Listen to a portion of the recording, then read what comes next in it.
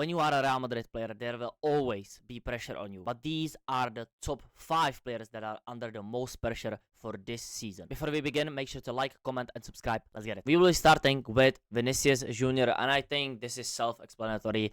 Vinicius Jr. will always be under pressure.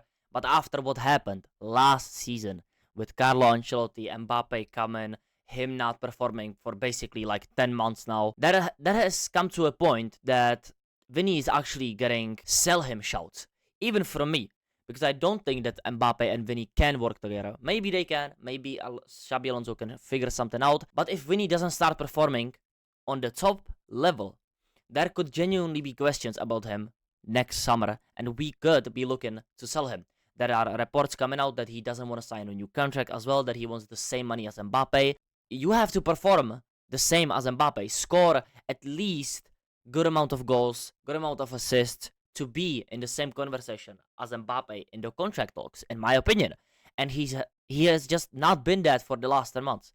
If we are being honest, he is so inconsistent. As you can see, look, I'm not saying these ratings are right, but bro, he gets an 8.4, then he gets a 6.1, then he gets basically a 10, then he gets a 6.7, 7.3, 6.7, and 7.2. Now, I would argue that Vinny's biggest strength, the last few years where he was good, 2022 to 2024, I would say his biggest strength was that he would give you a consistent 7 out of 10, and I would say most games he would at least get a goal or cook his fullback. Give his fullback the worst nightmares that day and make sure our striker, if it's Benzema or Joselu or when Jude was playing basically a false 9, they would eat. They would score, they would get something out of that game, and Vinny would just be a nuisance to the left back. Right back.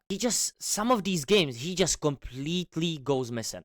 And that's my biggest problem with Vinicius Jr. If Vinny is not performing, Mbappe has the dumbest idea of all time and goes on the left. Now, this basically destroys our whole attack. Because if you look at Real Madrid's maybe like a heat map or the percentages of our attacks that we go through left side and the right side, even the middle, I think it's about 13% right side. It's about 25% through the middle, and the rest goes through the left side. We are used to giving the ball to Vinicius Jr. and then play through the defenders, or maybe Vinny beats his fullback and then we cross, something like this. We are used to that. But when Vinny doesn't have a good game, unfortunately, as Mbappe is basically still a left winger, we can see that, he drifts to the left too much, and that creates complete chaos. Nobody is now in the box. Nobody is picking up the ball from the midfield in the middle. Nobody is dropping deep as a striker. Nobody is making runs behind the defense. And the biggest problem, in my opinion, is that we don't really have a right winger, and nobody is connecting the front three.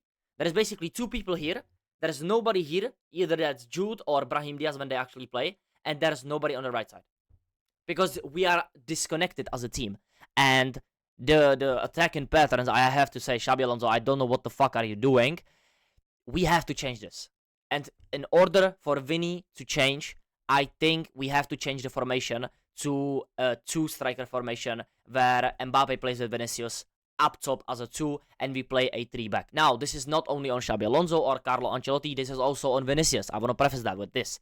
Vinicius Jr. has to do better himself. He has to perform better. He has to get more confident. He has to get better at finishing once again. Brother, please finish some chances. He only scores like shitty goals or a penalty. And even when he takes a penalty, he may miss, bro. And the controversy doesn't help you. Please stop doing these dumbass decisions on the pitch when you get taken off, or just speaking for the fun of it, basically. Against Rayo Vallecano, this guy said, okay, so we don't want to win when Ceballos was coming on. I get it. I would have said the same. Brother, but I am a fan. You are a player that plays for Real Madrid. Please be more respectful to the manager and stop talking. If you were playing like 3 years ago, talk your shit. I don't have a problem with that. But when you talk the talk, you have to walk the walk, and you haven't been doing this. So I want to see more consistency from Vinny and more confidence in his game. Now let's get into the second player. It is none other than my boy Edu Camavinga. Now, Camavinga is one of my favorite players right now at Real Madrid. I like his playing style. I was a 6, or as a 8-6, that hybrid player in the midfield as well. So I relate to his playing style a lot. And I like his defensive ability. His technical ability is good as well. He can progress the ball. He can defend. He can do like everything on the pitch other than the attacking side, which we don't really want from him. Anyway, I don't think Camavinga's performances are the actual problem in his career. I think he's basically one of the most consistent midfielders when he actually plays and he isn't injured. But as you can see, just look at this graph. Injuries. Injuries. Big ass injury. Big injury. And once again, the season finally starts and he gets injured once again. And he misses basically like the first 8 games. I just don't get it with Kama, bro. You are so good when you actually play and you help the team so much. You get put into all these positions, random positions, and you still do a job. You're such a important player in a manager system, but you can't really prove yourself when you are always injured. That's my biggest problem with Camavinga. I love him as a player, but the injuries are just getting too much. Because this is the same for Dani Ceballos. This is the story of Dani Ceballos. Now, Eduardo Camavinga is a much better player in, I think, almost every aspect than Dani Ceballos. But Dani Ceballos, every season, around January, March, he has a spell of 2 months where we genuinely say, oh shit, Dani Ceballos could actually start for our club. Just look at last season. He was one of the best players in that midfield last season, alongside Fede Valverde, of course. And we were starting him. I remember him starting at Atalanta. We were starting him in January as well. And then it came. Once again, he got injured. And then you will never see him again. He will get you 2 games off the bench and then just basically don't play. And this is the same for Camavinga. He gets into the groove. He finally gets a good game in the UCL. He helps us win in La Liga. Then he has a bit of a stinker maybe. Okay, I get it. He's not the most consistent player as well. But he has good performances. And he's finally in the starting lineup. Bam. Injury. Ankle, 2 months. Hamstring, 4 weeks. I don't know, flipping broken foot, something like this. 3 months.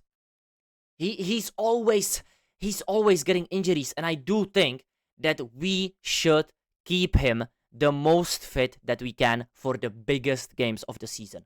I am telling you, if you can rest Camavinga, rest him. Because the importance in big games for Camavinga is crucial to this team. He can win you games all alone. Just look at the run in 2022 when Camavinga was just coming off the bench and doing numbers on that Chelsea midfield. He was crazy. He cannot lose the ball, first of all, and you cannot get past him. That's what you need in a Champions League winning midfield. And that's why I think Camavinga is under a lot of pressure, because there's other players like Tchouaméni and, of course, Valverde. We have a lot of midfielders, so you have to perform. And I hope you perform and get 0 injuries this season. Let's hope. Let's get into the third players. And that is, of course, Tchouaméni, basically Camavinga's twin. Both came from France. The defensive midfielders who can push up with the ball. I look at them similarly, even though they do different things on the pitch. I think they have the similar expectations as players in the sense of, brother, if you don't perform, there is always that guy waiting to replace you on that bench. Even maybe Camavinga can replace Tchouaméni, and it goes both ways. So I think they both have to perform, and I do think if they played together in that midfield, it would go crazy. But I don't know, managers just seem to not rate Tchouaméni and Camavinga together. I don't know why. But in order for you to keep starting in this team, you have to keep your form up. You have been great so far this season. Maybe some games have been a little bit shaky. But over the course, from January, as you can see, this was his worst month, I think, at Real Madrid I've ever seen. Fans were booing him. We were talking about already about Mendy, Stiller, and all of this. And then he got switched to center back as well and got completely fried. Completely fried. And he just said, fuck all of you. I am reviving my career. He was basically out of Madrid, you know. There were talks about Liverpool, maybe even Bayern. And this guy said, fuck no. He started performing, and then came Xabi Alonso's Club World Cup, where he basically said, Tchouaméni is a starter. Tchouaméni is a definite starter in this team, and so far he has been looking like it. But this is my issue with Tchouaméni. You cannot have a rough patch once again, as you did last season.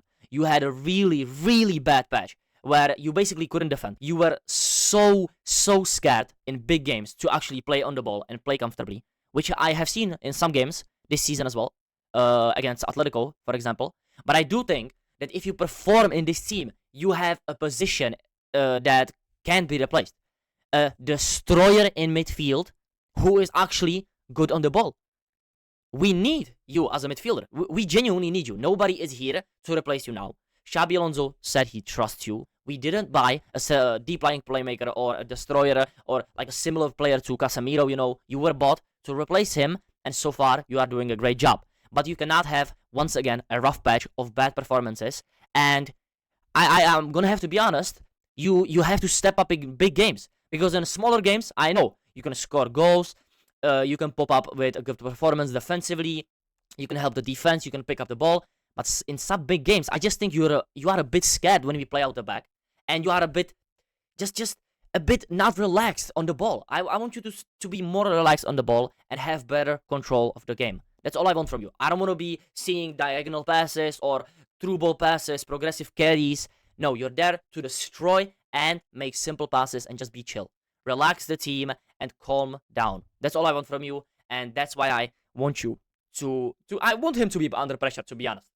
I want Tchouaméni to be under pressure and have a great season. Fight for your position, and I do think you can be one of the best center defensive midfielders in the world. Now, the fourth player will be a little bit different because I think he has been our best performer this season. But if you don't bring the trophies, nobody is gonna care about your goals. You probably all know that I'm talking about Kylian Mbappe, Kiki de Bondy, who has been having a dream start to the season. Some big games you could say he maybe missed a few chances, he missed a penalty against Barcelona, but other than that, my guy has been moving crazy. If he just switched to La Liga, brother, 12 appearances, 12 started, and 13 goals. I think it speaks for itself. And just look at the average rating of his games. The Rayo Vallecano was bad, and the game against Liverpool was bad as well. But other than that, he has been our best performing player. And I just want to say, Kylian Mbappe, you are one of my favorite players of all time. Genuinely. I think you are one of the most talented players of all time. But I need to see more from you. People are saying that this is the best version of you and you are having the best start to the season, maybe goal-wise, but if you have actually seen 2022 prime Mbappe in the World Cup and for PSG, you know what he did to Real Madrid. That goal against Courtois, which was ruled offside, when he did the step over and set down Courtois, yeah, I said to myself, this is Mbappe. This is prime Mbappe. And then Broski went on to have one of the best World Cup campaigns of all time and scored 3 in the final and the penalty in the shootout as well. That's the Mbappe I need in my club. Of course, I want you to work on your positioning as a striker and adapt more. But brother, if you can get me those performances at left wing, Vinny might have to move out, brother. Just move out. Because Kylian Mbappe is... I genuinely, from the bottom of my heart, I think Mbappe, on his best, is clear of Vinny. Not as in clear, they are not close, but who would I choose in a one-off game? If you are giving me prime Vinny or prime Mbappe, I am choosing prime Mbappe every single day. Now, on more of a consistent basis or the whole season, of course, they are this close, in my opinion, in performances. Mbappe has been doing better now, but Vinicius Jr. in the Champions League has been more proven. He has already won the Champions League 2 times. That's, I think, the best argument Vinny has over Mbappe. And that's why I'm saying, Mbappe, these goals are nice. And your performances are nice as well. You can maybe even assist. But Vinny was doing this, and we were winning the Champions League with him. And that's why his goals and assists mattered. So if you once again have 45 goals this season, I don't know, 10 assists, but we don't win anything, nobody will care. And that's the most pressure I think you can have in this team. That you basically have to carry this team to UCL or La Liga. Because if we don't win La Liga or the Champions League, you will be getting talked about as a bum. That you are the disease to this team. Because before you, we were winning the Champions League. So are you the problem? Are you not the problem? Show us this season. It's the best season for Mbappe, goals-wise from the start. So let's see if he can do this in big games. Now, the fifth player I cannot believe I'm going to be talking about. but the rumors have come out that Xabi Alonso has chosen this player as his starter when he comes back fully fit. Yes, you are seeing that right. Ferland Mendy will be the starting left back for Xabi Alonso once he returns to full fitness. I said I never want to see him start for my club again. But if this is coming out from Xabi Alonso's camp, and this is true, if I actually see him starting when he's fully fit, brother, if you want to stay at this club, you are 30 years old.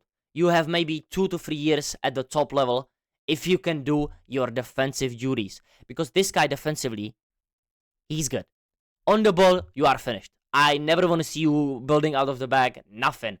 But bro, if Mendy doesn't perform, I'm genuinely telling you, if he has 2 bad games this season, he will get scrutinized. He will get hatred from hell from Real Madrid fans. He's already being put on the lists of sell this guy, sell this bum, he's too injury prone, he cannot do anything on the ball. But I'm telling you guys, I am one of those people. Brother, go. But if this is coming out, you are under a lot of pressure. There has been put a lot of pressure on you by this statement from Xabi Alonso. Because can you actually play in this system where we want to have fullbacks that can actually do something on the ball? Or are you going to be more of the defensive fullback where the right side is going to be more prominent in maybe the next season? I don't know, but for me, he is under a lot of pressure now because of this statement. But I think Ferland Mendy can do a job defensively. I just don't see him working out long time. The long-term decision for this guy to start, I don't think is the right decision. And I do think Carreras will actually overperform him. So I genuinely think out of 5 of these players, 1 of these will fail, and that is Ferland Mendy. So yeah, these are the 5 players that I have chosen as the players that are under the most pressure. I could have maybe chosen Rodrigo or some of the new signings, but I think the younger players have a bit of room to fail, you know, like Arda Güler, Franco, they have time. But these players are big players that have played the biggest games. Even Mendy, I know he's trash, but if these rumors are coming out, he's under a lot of pressure. Okay, that's why I included him. Now, if you enjoyed this video, make sure to like, comment, subscribe, and tune in to one of these videos as well. Peace out.